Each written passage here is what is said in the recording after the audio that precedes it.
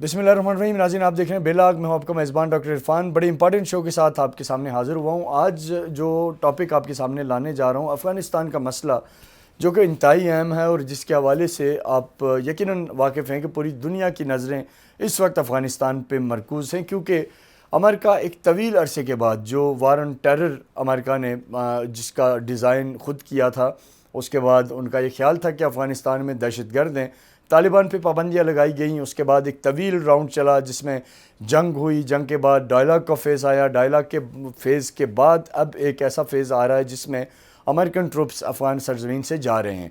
ऐसी सूरत हाल में दो तरह की ख़दशात हैं, दो तरह की बातें हो रही हैं। पहला तो ये कहा जा रहा है कि अगर इस वक्त अमेरिकन फ़ोर्सेस अफ़गानिस्तान को इस हाल में छोड़ के जाएंगी तो अफ़गानिस्तान का न सिर्फ अमन ख़राब होगा बल्कि उसके असरात पड़ोसी मुल्कों पे भी पड़ सकते हैं। वज़ीर-ए-आज़म पाकिस्तान ने गुज़श्ता दिनों बड़ा वाज़ेह किया कि अगर अमेरिका अफ़गानिस्तान से निकलता है तो पाकिस्तान वहाँ से आने वाले महाजरीन के इन्फ्लक्स को रोकने के लिए अपनी बॉर्डर्स बंद कर देगा, क्योंकि एक तवील अरसे तक हम 30 लाख अफ़गानियों की मेज़बानी करते रहे, लेकिन इसके बावजूद अमेरिका ने पाकिस्तान से हमेशा डू मोर की बात की, जिसका पाकिस्तान की इकॉनमी पे भी नुकसान हुआ। हमारी 70,000 से ज़ायद कीमती जानें भी इस जंग में गई और उसके साथ साथ बेशुमार पाकिस्तान को मिसाइल का सामना करना पड़ा। अब क्योंकि अफ़गानिस्तान से जब अमेरिका के विड्रा का वक्त करीब आ रहा है, उसके असरात अफ़गान गवर्नमेंट पे भी पड़ रहे हैं, जो कि कमज़ोर गवर्नमेंट है, और दूसरी तरफ अफ़गान तालिबान अफ़गानिस्तान के एक बड़े हिस्से पे अमलन इस वक्त कब्ज़ा कर चुके हैं और अमलन उनकी हुकूमत है। अब देखना यह है कि जब अमेरिकन फोर्सेस यहाँ से निकलती हैं तो ये जो गवर्नमेंट अफ़गानिस्तान में आज मौजूद है, इसका क्या फ्यूचर होगा? क्या अशरफ गनी को या दूसरे जो स्टेक होल्डर्स हैं उनको तालिबान कहीं कोई जगह देंगे? ये एक बड़ा सवाल है। और अमेरिका अफ़गानिस्तान को किस फेज़ में छोड़ के जा रहा है और पाकिस्तान पे उसके क्या असरात पड़ेंगे? ये बड़े इंपॉर्टेंट सवालात हैं जिन पे आज के प्रोग्राम में बात करेंगे। दूसरा साथ ही साथ एक और बड़ा अहम सवाल जो वज़ीर-ए-आज़म इमरान खान ने दौरे ग्वादर के दौरान अपनी तकरीर में कहा कि वो नाराज़ बलोचों से बात करना चाहते हैं। ये एक बड़ा सवाल है, अहम सवाल है। बलूचिस्तान में इस पर डिबेट जारी है कि नाराज़ बलोच कौन है। क्या वो लोग नाराज़ बलोच हैं जिन्होंने बलूचिस्तान के लोगों का खून बहाया, जिन्होंने बलूचिस्तान में दहशतगर्दी की, जिन्होंने बलूचिस्तान में अगवा बर तावान किया, जिन्होंने बलूचिस्तान की इकॉनमी को बूस्ट नहीं होने दिया, लेकिन अब जब बलूचिस्तान के मुहिब वतन बलोचों की वजह से शहीद सिराज रईसानी समेत दिगर अजीम शोहदा की कुर्बानियों की वजह से बलूचिस्तान का अमन लौट रहा है, बलूचिस्तान के हालात ठीक हो गए हैं, टेररिज्म का जो नेटवर्क है वो ख़त्म हो रहा है और सी पैक फ्लोरिश कर रहा है, क्या ऐसे टाइम पे वज़ीर-ए-आज़म इमरान खान की तरफ से उन लोगों को पेशकश करना जिनकी अमलन ग्राउंड पे कोई हैसियत बाकी नहीं रह गई, क्या ये जस्टिफाई करता है? इसके क्या इम्पैक्ट हो सकते हैं और बलूचिस्तान के लोग इस ऑफ़र को कैसे देखते हैं? इन दोनों चीज़ों पे बात करेंगे। एक शॉर्ट सा ब्रेक लेंगे। ब्रेक के बाद जब वापस आएंगे हमारे साथ पाकिस्तान के नामवर दफ़ाई तजज़ियाकार अमजद शोएब साहब होंगे। जनरल अमजद शोएब से हम इन सारे सवालात का जवाब लेंगे। हमारे साथ रहिएगा।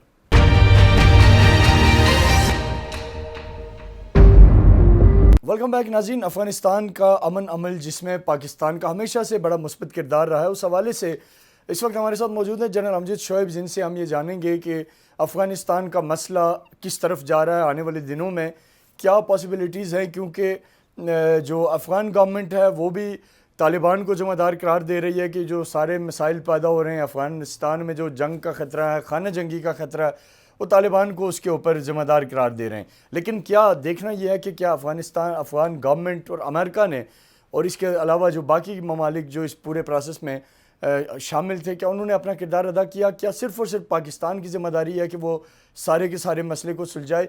जनरल साहब, आपके वक्त का बहुत शुक्रिया। सर, जो अफ़गान पीस प्रोसेस और ओवरऑल जो सिनेरियो हुआ वो इस वक्त जिस जगह खड़ा है, इसको आप कैसे देख रहे हैं और आने वाले दिनों में क्या होता नज़र आ रहा है आपको इस हवाले से? देखिए जी, बात यह है कि अमेरिका 20 साल गुजार के तो जिस उजलत में छोड़ के गया उससे वाज़ेह है कि अब अफगानिस्तान में अमन उनकी प्रायोरिटी नहीं सर, बल्कि मैं ये समझूंगा कि अमेरिका भी, भारत वगैरह ये सब चाहेंगे कि अफगानिस्तान डिस्टेबलाइज रहे, यहाँ पे हालात खराब रहे, ताकि चाइना अपने आप को यहाँ एक्सटेंड न कर सके जी, और ना ही सी पैक जो है वो सेंट्रल एशिया और रशिया की तरफ जा सके। तो जो जैसे उनकी जो प्रेफरेंस है चाइना की कंटेनमेंट, उसकी बुनियादी तौर पे इकोनॉमिक कंटेनमेंट, उसके लिहाज से तो सी पैक उनके लिए बड़ा अहम था और सी पैक सिर्फ चाइना के लिए रह जाएगा, बाकी तो मुल्क इस्तेमाल नहीं कर सकेंगे अगर अफगानिस्तान में खाना जंगी है। लेकिन दूसरी तरफ ये है कि तालिबान बड़ी सूझबूझ का सबूत दे रहे हैं। ठीक। तालिबान ने जिस भी जगह पे कब्जा किया है वहां पे मज़ाहमत नहीं हुई, और उसकी बुनियादी वजह ये है कि इन्होंने पैगाम दिए हैं वहां के जो दिफा में अफगान फौजी हैं या पुलिस है, उनको कहा है कि हम अमन चाहते हैं, तुम्हें कुछ नहीं कहेंगे, आप अपने हथियार रख दें और बेशक अपने घरों को चले जाएं, कोई आपसे लड़ाई नहीं है, कोई झगड़ा नहीं जी है। जान साहब, ये 2 दिन पहले एक वीडियो भी इस तरह की वायरल हुई कि एक कार में 4 तालिबान गए और वो सारे लोग उनके साथ हो गए, तो ये इट मीन्स कि पब्लिक सिंपैथी है। एक दिन पहले वो ये शुरू कर देते हैं काम। नतीजा ये है कि उनको जब ये बता दिया जाता है कि हथियार सब रख दिए गए हैं और लोग चले गए, तो फिर वो आराम से अंदर मूव कर जाते हैं। ठीक। अपने लोगों को उन्होंने बड़ी शदीद तंबीह की हुई है कि आप अंदर जाके किसी को कोई नुकसान नहीं करेंगे, किसी की दुकान या कारोबार को नहीं छेड़ेंगे, चुनाचे कोई लूटमार का वाकया नहीं, कोई किसी के साथ ज्यादती का वाकया नहीं, मारपीट नहीं। ये जाते हैं, जाके लोगों को गले मिलते हैं, और तालिबान का ख्याल है कि अफगानिस्तान में कोई खाना जंगी नहीं होगी। ठीक। यहाँ तक कि कुंदूज का इलाका जो नॉर्थ में है वो उनको बगैर किसी मज़ामत के मिला, जबकि वो नॉर्दर्न अलायंस का इलाका है और नॉर्दर्न अलायंस मलेशिया खड़ी कर रही है जी। तो इन हालात में ये लगता है कि तालिबान जो चाह रहे हैं वो ये कि वो सिर्फ एक पोजीशन ऑफ स्ट्रेंथ में आ जाएं, वो बहुत सारे इलाके पे कब्जा करने, अब काबुल के बाहर पहुंच जाएं, काबुल को थ्रेट कर रहे हों लेकिन काबुल पे हमला न करें, और फिर कहें कि जनाब हमने ये पीस प्लान दी है, आप इसके ऊपर आगे बातचीत कर लें। ठीक। तो जाए वो फिर मुज़ाकरात की तरफ, लेकिन अपनी प्लान उसमें फायदा उनको ये है, तालिबान की जो स्ट्रेटेजी है उसमें, कि जब वो बहुत ज्यादातर इलाका उनके हाथ में होगा और उनको नजर आ रहा होगा लोगों को कि अब काबुल इनके सामने है, तो बहुत सारे इनके मुतालबा जो आम आते वो ना मानते वो माने जाएंगे। ठीक। चुनाचे तालिबान को पोजीशन ऑफ स्ट्रेंथ से जब वो मुज़ाकरात करेंगे तो उनको ये फायदा हो जाएगा कि वो अपनी मर्जी के फैसले करा सकें। बाकी लोगों को भी वो कुछ न कुछ देंगे कि भाई आप भी शरीक हों, इक़्तिदार में ओहदे ले, ये करे वो करे, तो नतीजा ये कि जिन जिन को कुछ मिल गया वो आराम से इनके साथ मिल जाएंगे। और अगर कोई बाहर अटका रहा जो लगता नहीं है कि कोई ऐसा ग्रुप या ऐसा स्टेक होल्डर रह जाए, लेकिन अगर कोई रह गया तो उसके ऊपर फिर वो मिलिटरीली काबू पाने का करेंगे, क्योंकि अमरीकी असला वगैरह वहां छोड़ गए हैं, इनको काफी सारी फैसिलिटी मिल गई है, पत्थरबंद गाड़ियां हैं और ट्रांसपोर्ट काफी है, टैंक है, तो वो तो लगता ये है कि इनकी पोजीशन खासी मजबूत हो जाएगी। तो अगर ये सूरत हुई तो पाकिस्तान के लिए मसला नहीं, क्योंकि फिर ना तो रेफ्यूजी आएंगे और ना ही वहां पे कोई खाना जंगी ऐसी होगी जिसके कोई नेगेटिव इफेक्ट हो, क्योंकि हमें स्टेबिलिटी चाहिए। हमारी सबसे बड़ी प्रायोरिटी है कि अफगानिस्तान स्टेबल हो जाए ताकि हम सीप वगैरह को एक्सटेंड कर सकें, पाकिस्तान ट्रेड कर सके सेंट्रल एशिया से। यहाँ पे मैं एक चीज और जिक्र करना चाहता हूँ, ये है कि सूरत हाल अगर हम आज देखें तो ठीक है, हो सकता है तालिबान अमन कायम कर लें, लेकिन कुछ अर्से बाद फिर वहाँ पे प्रॉब्लम्स बननी शुरू हो सकती हैं। जैसे कि हमें हिस्ट्री पता है यहाँ की कि कोई ना कोई बाहर होते हैं, किसी न किसी को प्रॉक्सी बना लेती हैं, उसकी मदद करती हैं और अफगानिस्तान जंगी शुरू हो जाती है। इसके लिए जरूरी है कि हम आज मनसूबाबंदी करें ताकि अफगानिस्तान में दोबारा ऐसे हालात ना आए कि वहां से प्रॉक्सी वॉर शुरू हो जाए या वहां पे इंस्टेबिलिटी आए और इलाका सारा खाना जंगी में गिर जाए। उसके लिए जरूरी है कि आप रीजनल कंट्रीज को साथ मिलाएं, यानी रशिया लीड ले ले, चाइना साथ मिले, पाकिस्तान, ईरान, और ये मिलके एक एग्रीमेंट करें इनके साथ, अफगानियों के साथ भी, कि हम सब मिलके आपकी स्टेबिलिटी को रिस्पेक्ट करेंगे और कोई किसी को हम प्रॉक्सी नहीं बनने देंगे, न बनाएंगे, लेकिन आप भी इस एग्रीमेंट पे एग्री करें कि आप भी किसी को दावत नहीं देंगे कि वो आके आपकी सरजमीन को इस्तेमाल करे। तो एक 5 रुकनी माहिदा करके तो लंबे वक्त के लिए फिर इसका एक परमानेंट आपको एक कमेटी या एक परमानेंट प्लेटफॉर्म बना देना चाहिए कि जब भी कभी अफगानिस्तान में कोई थोड़ी बहुत इंस्टेबिलिटी का किस्सा आए तो ये रीजनल कंट्रीज फौरन अपना इजलास बुलाएं और उसमें सारी सूरत हाल का जायजा लेके तो एक्शन करें। ये बहुत जरूरी है। सीपैक जो है ये कोई एक दिन की बात नहीं है, ये तो कल निकला तो लोग इसको इस्तेमाल करना शुरू हुए, कनेक्टिविटी बढ़ी, कारोबार बढ़ेगा, हमारे भी इकोनॉमी में بہت بڑا ہوگا. تو ہمیں پرماننٹ اس کا انتظام کرنا چاہیے. جن صاحب یہ تو آپ کا بالکل اس پہ بڑا کلیئر آپ نے موقف دیا کہ طالبان کا پلان آف ایکشن کیا ہے, فیوچر جو پورا منظرنامہ آپ نے پیش کیا. جو موجودہ افغان گورنمنٹ ہے, آپ کے خیال سے یہ ٹاپل ہو جائے گی, جلد از جلد اس کو طالبان ٹیک اوور کر لیں گے, یا یہ کسی پوزیشن میں ہے کہ اس کو بھی آنے والے سیٹ اپ میں حصہ دار رکھا جائے؟ دیکھیں, حصہ دار رکھنے کے لیے بعض لوگوں کو تو رکھیں گے, لیکن اشرف غنی کو نہیں رکھیں گے کبھی بھی. ٹھیک. اشرف غنی نے ان کے لیے بڑی مشکلات پیش کی ہیں, اور اشرف غنی ایک اسپوائلر رہا ہے. پہلے دن سے یہ طالبان کے ساتھ کوئی نہ کوئی ہاتھ کرتا رہا ہے. کبھی مطلب امریکہ انہوں نے تو معاہدہ کر لیا, لیکن معاہدے کی امپلیمنٹیشن میں یہ ہمیشہ رکاوٹ بنتا رہا. اور ان کے خیال میں ہمیشہ سے وہ یہ سمجھتے ہیں کہ یہ امریکہ کا پٹھو ہے, اس کو رکھنا مناسب نہیں.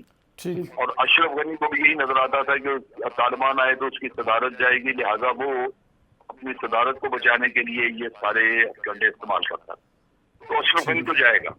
اسی طرح آپ عبداللہ دیکھنے کو اور اس طرح کے جو سرکردان کے لوگ ہیں وہ بھی اس میں شامل ہوں گے, لیکن باقی لوگوں کو تو وہ کہیں گے کہ جناب آپ حکومت کا حصہ بنیں اور مل کے کام کریں. تو میرا خیال ہے کہ ایک کولیشن کا ارینجمنٹ وہ کر لیں گے, کیونکہ وہ جن صاحب آپ کی موجودگی کا فائدہ اٹھاؤں گا. ایک اور بہت اہم سوال ہے جو میں سمجھتا ہوں کہ آپ سے بہتر کوئی نہیں ہے جو اس کا جواب دے سکے. وزیر اعظم عمران خان نے گزشتہ ہفتے جو دورہ کیا گوادر کا, اور وہاں انہوں نے ایک بات کی جس میں انہوں نے فرمایا کہ ہمیں بلوچ ناراض جو لوگ ہیں یا جو انسرجنٹ ہیں, جن کو بلوچستان کے لوگ دراصل ٹیررسٹ کہتے ہیں, ان سے مذاکرات کی ایک انہوں نے بات کی. تو ہمارے وہاں بڑے جاننے والے ہیں, دوست احباب ہیں, وہ بڑے اس پہ ان کو تکلیف بھی ہوئی یا ناراض بھی ہوئے ہیں کہ وہ لوگ جنہوں نے قتل عام کیا, جنہوں نے افواج پاکستان کے جوانوں کو بھی شہید کیا, جنہوں نے سویلینز کو بھی شہید کیا, جنہوں نے بلوچوں کو بھی شہید کیا, جو ہندوستان کے اعلی کار بنے اور تخریب کار بنے, ان کو آپ کس طرح آپ ان کو واپس قومی ادارے میں لانے کی بات کر رہے ہیں, جبکہ ان کے فٹ پرنٹس بلوچستان سے ختم ہو رہے ہیں, امن قائم ہو رہا ہے, چیزیں بہتری کی طرف جا رہی ہیں. تو آپ پھر سے انہیں لا کے انہیں انگیج کر کے آپ کیا میسیج دینا چاہتے ہیں؟ اس پہ میں چاہوں گا کہ آپ اس کو اپنے حساب سے بتائیں کہ یہ کیا, اس میں کیا حکمت پوشیدہ ہے. دیکھیں, بات یہ ہے کہ یہ آج فواد چودھری نے جو بریفنگ کی, اس میں انہوں نے کہا کہ ہم ان بلوچوں سے بات کریں گے جن کے بھارت کے ساتھ تعلق نہیں. یہ ایک مذہب کا خیز چیز ہے. وہ جو جن کے بھارت کے ساتھ تعلق نہیں ہے وہ بلوچ تو آپ کے لیے مسئلہ ہی نہیں ہے. وہ تو مسئلہ ہی نہیں ہے, وہ تو پاکستان کے لیے قربانیاں دے رہے ہیں. وہ تو بیچارے اگر ان کی کوئی ڈیمانڈز ہیں یا کوئی ان کی پروٹیسٹ ہے کسی چیز سے, کوئی ان کی اگر کوئی آبزرویشن ہے, وہ تو گھر میں بیٹھے ہیں, ان کو تو آپ بالکل راضی کریں اور ان کو جو بھی ڈیمانڈز ہیں پوری کرنے کی کوشش کریں. لیکن اصل جو مسئلہ ہے وہ تو انسرجنس ہے, اور وہ سارے بھارت کے ہیں کیے ہوئے. اور یہ جو یہاں پہ انسرجنسی کرتے ہیں بنیادی طور پہ ان کے جو لیڈر جو ان کو کرا رہے ہیں وہ ہے باہر. رامداد مفتی ہے, ہردیار مری ہے, جاوید مینگل ہے, یہ لوگ ہیں جو باہر ہیں اور یہ پیسہ دیتے ہیں, وصول کرتے ہیں بھارت سے. اور یہاں اللہ نظر بلوچ ہے, پھر یہ نائلہ قادری ہے جو دہلی میں بیٹھی ہوئی ہے. یہ بےمانی ہے. یہ لوگ تو بیچارے ایسے ہی تنخواہ دار ہیں. اصل جو انسرجنسی کروانے والے لوگ ہیں وہ تو یہی ہیں جو تین قبائلی سردار باہر بیٹھے. اچھا, اب چیز یہ ہے کہ نواز شریف صاحب کے دور میں بھی مذاکرات ہوئے, اس میں حاصل پنجنجو, ڈاکٹر مالک وغیرہ یہ لوگ تھے. اور غالباً بہرحال اس میں جب یہ بات چیت ان سے ہوئی تینوں حضرات سے, اس میں خان آف کلاد بھی تھے, ان سے بھی بات ہوئی. خان آف کلاد جو ہے وہ بھی میں نے ایک پرانا ڈپوز قسم کا کلاد کا خان. تو انہوں نے کہا کہ ہم بالکل وطن واپس جانا چاہتے ہیں, ہم جائیں گے یہ وہ, لیکن ہماری کچھ شرائط ہیں. اس میں شرائط میں سب سے پہلی شرط یہ تھی کہ ہمارے خلاف جتنے مقدمات ہیں وہ سارے ختم کیے جائیں. دوسرا یہ کہ ہماری جو پراپرٹیز وغیرہ ہیں وہاں اس سے قبل ہمارے اوپوننٹس نے, ہمارے مخالفین نے قبضہ کیا وہ ہمیں واپس لے کے دیں. دو تین. اب جو یہ مقدمات واپس لینے کا تھا, یہ تو جن لوگوں کے عزیز و اقارب انہوں نے مارے دھماکوں میں اور جن جن کی قتل کی وہ تو شفا ہو گئے. انہوں نے کہا کہ یہ کوئی کسی ایک کا مقدمہ نہیں ہے, ہمارے عزیز و اقارب مارے, ہمارا قصور کیا ہے کہ ہم ملک کے وفادار ہیں. ठीक बात है। और फिर बलूचिस्तान का सर एक ऐसा कबायली माशरा है कि वो इतनी आसानी से माफ़ी वाला काम है ही नहीं उसमें। हाँ, उनका कि जो गद्दार है मुल्क के, उनको तो आप माफी दे दें तो हमारे जो मारे गए उनका क्या होगा? और फिर इस बात की क्या गारंटी है कि ये दोबारा फिर गद्दार नहीं हो जाएंगे? ठीक। तो इन चीजों के ऊपर वो मामला वहीं रह गया, मजीद आगे नहीं बढ़ा। इमरान खान साहब की प्रॉब्लम है कि इन्होंने होमवर्क वगैरह ज्यादा नहीं किया होता, दिल में जेन में कोई अच्छा ख्याल आया तो बस उसको हवा में उड़ा दिया, कह दिया, लेकिन इसका ये मुमकिन नहीं। ये अनकंडीशनल जो वहां पे उनके जो फरारीज हैं वो अनकंडीशनल हथियार फेंके, जिस तरह के पहले आते नहीं हैं, उनमें फिर देखना होगा जो क्रिमिनल एलिमेंट है उनको अलग करें, जो क्रिमिनल नहीं है या जिनके ऊपर को ज्यादा सख्त मुकदमे हैं उनको माफी शाफी दे दें, लेकिन जो इनके लीडरान हैं, जो कमांडरान हैं, उनको आप कैसे छोड़ सकते हैं इस तरह? वो तो जिनके मारे गए लोग वो आपके पीछे पड़ जाएंगे। तो ये मेरा ख्याल है कि एक उन्होंने स्टेप लेने की कोशिश की, लेकिन ये इस पर थोड़ा होमवर्क कर लेना चाहिए। जी जन साहब, बहुत शुक्रिया आपके वक्त का। सर ये दो बेसिक चीज़ें थी जिस पे हमने आपका कीमती वक्त लिया, आपके वक्त का बहुत बहुत शुक्रिया। हमारे साथ नाज़रीन मौजूद थे जनरल अमजद शोएब, जिन्होंने अफ़गानिस्तान की सूरत हाल पर भी हमें हमारे नाज़रीन को आगाह किया कि इस वक्त जो अफ़गानिस्तान की असल ताकत है वो तालिबान है, और इसी को मानना पड़ेगा। और आने वाले दिनों में हालात इस तरह जाएंगे कि तालिबान ही सबसे बड़े स्टेक होल्डर बन के सामने आएंगे। और उसके साथ साथ दूसरी जो इम्पॉर्टेंट चीज़ थी, नाराज़ बलोचों से मुज़ाकरात का जो वज़ीर आज़म पाकिस्तान ने ग्वादर के दौरे के दौरान बात की, उस पर हमने जनरल अमजद शोएब का इंसाइट ली कि क्या वो लोग जिन्होंने पाकिस्तान के लिए कुर्बानियाँ दी, जो इन दहशतगर्दों के ख़िलाफ़ खड़े हुए, जिन्होंने इन दहशतगर्दों के नैरेटिव को काउंटर किया, अगर इन दहशतगर्दों को वापस लाया जाएगा तो वो लोग कहाँ जाएंगे? ये एक बहुत बड़ा सवाल है जिसे मैं समझता हूँ कि पाकिस्तान का नेशनल मीडिया किसी सूरत कंप्रोमाइज़ ना करे, क्योंकि एक बहुत बड़ी कुर्बानियों की दास्तान है बलूचिस्तान में। शहीद सिराज रईसानी से लेकर बेशुमार ऐसे शोधा हैं जिनको भारत के स्पॉन्सर दहशतगर्दों ने शहीद किया, और अगर आज उन दहशतगर्दों को रियासत वापस लाएगी तो यकीनी तौर पे जो शोधा के लवाहिकीन हैं वो इस पे सवाल करेंगे, और आपका और हमारा भी काम है कि हम इस पे उनकी आवाज़ बने। यहाँ एक शॉर्ट सा ब्रेक लेंगे, ब्रेक के बाद वापस आएंगे, प्रोग्राम के अगले हिस्से की तरफ बढ़ेंगे, हमारे साथ रहिएगा।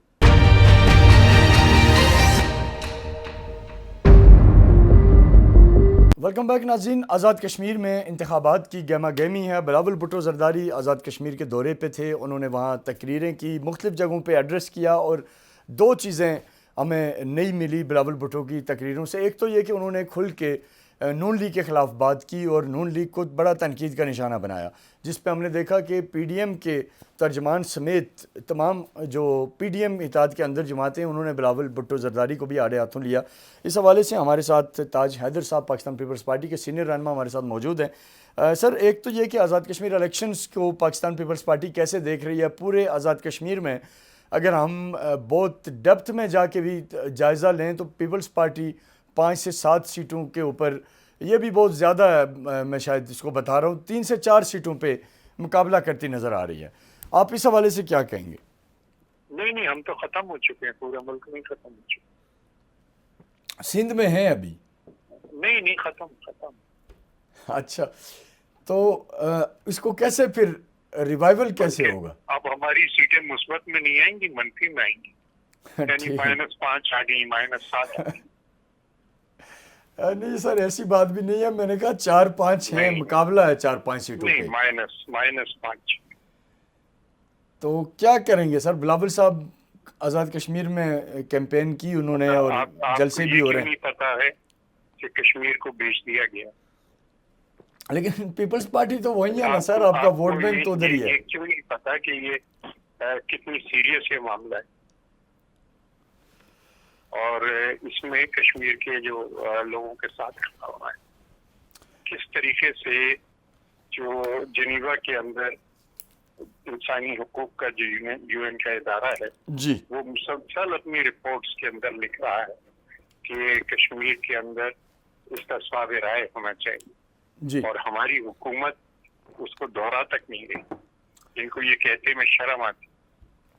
सर इस तस्वाब राय से तो ताज साहब इंडिया एग्री नहीं कर रहा ना। पहलवान हम तो खत्म हो चुके हैं, हमारी सुन लो बस। जी फरमाए सर। तो पहलवान ये है कि वो कश्मीर का सौदा हो चुका, اور یہ تمام کی تمام باتیں، کوئی ڈپلومیٹک ایکٹیویٹی، وفود بھیجنا ورلڈ کیپٹلز میں جی کشمیر کے لیے لابی کرنا، کچھ نظر نہیں آ رہا ہمیں. ٹھیک. تو ہماری تو -5 سیٹیں ہیں وہاں پہ، لیکن بات کرنے کی تو اجازت دے دیں. جی جی ضرور سر، آپ حکم فرمائیں سر، آپ حکم کریں. نہیں میرا نہیں، مطلب بلاول صاحب کو اجازت دے دیں کہ وہ بات کر سکیں. جی اور اگر ٹھیک ہے ان لوگوں کو الیکٹ کرنا ہے کہ جو کشمیر کا سودا کر کے آئے ہیں تو بسم اللہ. لیکن بات یہ ہے کہ ایک جو سیریسنس ہے سچویشن کی، جی اس کو دیکھیے. یہ تو پہلے سے ہوتا تھا، جب 2018 کے الیکشن ہونے والے تھے تو بڑے فخر کے ساتھ چینلیں کہتی تھیں کہ جی اس کی 3 وکٹیں گر گئیں، اس کی 2 وکٹیں گر گئیں، یعنی لوٹوں کو گلیمرائز کرتے تھے. جی ٹھیک ہے، اس کو بھی گلیمرائز کی. لیکن سر تاج صاحب، یہ جو بھی لوگ پارٹیاں بدل کے جا رہے ہیں، وہ چاہے کسی بھی پارٹی سے دوسری پارٹی میں جاتے ہیں، تو کیا ان کی پہلے والی پارٹی سب سے زیادہ اس کی ذمہ دار نہیں ہوتی؟ کیونکہ کوئی پارٹی ڈسپلن ہوتا ہے، کوئی آپ جب بندے لیتے ہیں ان کو آپ اتنا اوپر لے کے جاتے ہیں کہ وہ الیکٹیبل بن جاتے ہیں، تو اس سارا پروسیس میں کوئی تربیت تو ہونی چاہیے نا سر. اگر کوئی پارٹی کسی کا بندہ توڑے، ظاہر ہے ہمیں یہ پہلے سے پتا ہونا چاہیے جب انسان پیدا ہو کہ یہ شخص ہماری پارٹی میں آ کے لوٹا بن جائے گا. جی ہمیں پہلے سے یہ بات پتا ہونی چاہیے. بچہ 2 مہینے کا ہو، آپ دیکھ کے بتا دیں کہ یہ بڑے ہو کے پیپل پارٹی میں جائے گا، اس کو پیپلز پارٹی میں شامل نہیں کرنا چاہیے، بنے گا یا چلا جائے گا. تو سر بہرحال یہ ساری بات آپ کی درست ہے، لیکن آپ اے جے کے الیکشنز کو کیسے دیکھ رہے ہیں اس وقت تک؟ جو آزاد کشمیر الیکشن ہے، ہم کیونکہ اس پہ بڑی نظر رکھے ہوئے ہیں، بلاول صاحب بھی وہاں گئے، مریم نواز کا بھی شیڈیول آ گیا، ان کے بھی جلسے شروع ہیں. تو اس پورے سینیریو میں جو گورنمنٹ والی پارٹی ہے PTI، وہ غائب ہے، وہ آزاد کشمیر میں ابھی انٹر ہی نہیں ہوئی. تو آپ کیا اوورآل کیا نتائج دیکھ رہے ہیں؟ کیا آپ جو PDM تو خیر PTI جو فیڈرل گورنمنٹ ہے جس کی، وہ کشمیر میں ابھی انٹر ہی نہیں ہوئی، تو اس سینیریو میں کیا سپیس نظر آ رہی ہے آپ کو؟ دیکھیے الیکشن کا کسی کو کچھ پتا نہیں ہوتا. اس پہ تو بولٹن مارکیٹ میں سٹا چلتا ہے اور تمام چیزیں چلتی ہیں. ہم سیاسی کارکن ہیں، ہمارا کام تو یہ ہے کہ جو بھی ہمارا نظریہ ہے، جو بھی ہمارا تجزیہ ہے، وہ ہم لوگوں تک لے جائیں. تو ہم اپنا کام کرتے ہیں، جو سٹے باز ہیں وہ اپنا کام کریں. ٹھیک. تو کشمیر پہ سر آپ نے بات کی، آپ نے کہا کہ اب ظاہر بیچ دیا گیا اور کوئی اس وجہ سے بھی چیزیں ٹھیک نہیں ہیں. تو آپ کی گورنمنٹ کے دوران بھی کئی دفعہ ایسا ہوا کہ انڈیا کو موسٹ فیوریٹ نیشن قرار دینے کی بات ہوئی، باقی چیزیں ہوئیں، لیکن کشمیر پہ پیرلر کشمیر کی آزادی کی بات بھی ہوتی رہی. اسی طرح موجودہ گورنمنٹ میں بھی کئی ایسی چیزیں ہوں گی، لیکن اوورآل دیکھا جائے تو جو یونائٹڈ نیشن میں اور انٹرنیشنل فورمز پہ تو بہرحال جو رائٹ آف سیلف ڈٹرمنیشن کی بات تو کی جا رہی ہے پاکستان کی طرف سے. پاکستان کی طرف سے نہیں کی جا رہی، دنیا کے 184 ملک جنیوا کے اندر ہر سال ان کی رپورٹ جو ہے high commission for human rights, اس کی رپورٹ 184 ملکوں کی اور پچھلے 2 سال سے 3 سال سے آ رہی ہے سر. اور اس کے اندر یہ کہا جا رہا ہے کہ اکیلا راستہ جو ہے اس کا سوال رائے ہے. ٹھیک. اور اس کے اوپر ہم کوئی ڈپلومیٹک کوشش نہیں کر رہے، کہیں نہیں جا رہے، کسی کو اپوزیشن کو ساتھ نہیں لے رہے، کچھ نہیں کر رہے. اور پھر وہ جس وقت کہ وہ 5 اگست کا ہوتا ہے تو وہ کہتے ہیں کیا کروں میں، جنگ کرنے کو آپ سے کون کہہ رہا ہے؟ جی کام تو کریں اپنا. تو وے فارورڈ کیا ہے سر؟ کیا کرنا کیا چاہیے؟ کرنا کیا چاہیے؟ بلاول تو کہہ رہے ہیں نا سیدھا سیدھا کہ اس کا سواب رائے سے ہم 1 ملی میٹر پیچھے نہیں ہٹیں گے، اور اس کے لیے عالمی رائے کو ہموار کرنا ہوتا ہے. اس کے لیے وفود جاتے ہیں، اس کے لیے جا کے بات کرنی ہوتی ہے، جگہ جگہ اپنا موقف دوسرے اقوام کو سمجھانا ہوتا ہے. ٹھیک. اور پھر یہ کرنا ہوتا ہے کہ بھئی کوئی میکینزم بنائی جائے جس کے ذریعے اس کا سواب رائے، یعنی معاملے کو آگے تو لے جانا ہے نا. یہ 4 سال جی انڈیا کو ظاہر ٹیبل پہ لانا ہے. انڈیا اس بات پہ ایگری تو کرے پہلے کہ اب یہ اس نے تو کیونکہ ڈسپیوٹڈ ٹیریٹری کا سٹیٹس ہی ختم کر دیا کشمیر کا. نہیں وہ تو کہہ رہے تھے نا کہ واجپئی وہ مودی جیت جائے گا تو کشمیر کا فیصلہ ہو جائے گا، ان کی تو یہ بات ہے۔ انڈیا کو ہم ٹیبل پہ نہیں لا رہے، آپ کو عالمی رائے عامہ ہموار کرنی ہے کہ وہ انڈیا پہ زور ڈالے کہ انسانی حقوق کی پامالی جو ہو رہی ہے وہاں پہ وہ نہ ہو۔ ٹھیک، اور یہ وقت جو ہے یہ اس وقت عالمی رائے عامہ کشمیر کے مسئلے پہ انڈیا کے خلاف جاری ہے، ٹھیک، تو آپ کو یہ ڈپلومیٹک ایکٹیویٹی کرنی ہوگی۔ وہ گھر سے ہی نہیں نکلتے، ٹویٹر کے اوپر فارن پالیسی چلا رہے ہیں۔ ٹھیک، بالکل آپ کی ظاہر رائٹ ہے، اپوزیشن اپنے حساب سے چیزوں کو دیکھتی ہے، لیکن سر یہ میں جاننا چاہوں گا کہ کیا پھر اے جے کے الیکشن کتنے اہم ہیں آپ کی پارٹی کے لیے؟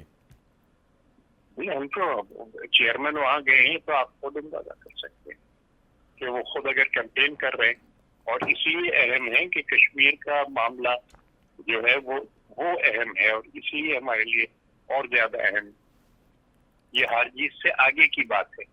ٹھیک، رزلٹ میں نے آپ کو بتا دیا ہے کہ -5 سیٹیں۔ ٹھیک، اور جو عموماً ہوتا ہے اپوزیشن جماعتیں وفاق میں جو پارٹی ہوتی ہے اس پہ الزام لگتا ہے کہ دھاندلی ہو رہی ہے، کیا اس بار بھی آپ کو اے جے کے الیکشن میں کوئی خدشہ نظر آ رہا ہے؟ کوئی ایسی چیز ہے؟ بلاول صاحب نے کوئی ایسا جس کی طرف اشارہ نہیں کیا؟ کیا یعنی ریگنگ کے بارے میں؟ جی، کوئی پری پول ریگنگ، کیونکہ پی ٹی آئی تو فیڈرل میں بیٹھے ہوئے ہیں سارے، وہاں تو کوئی جا ہی نہیں رہا ریگنگ کیا ہونی ہے اور کس نے کرنا ہے، معاملہ تو سارا وہاں پی ایم ایل این کی گورنمنٹ ہے اس وقت۔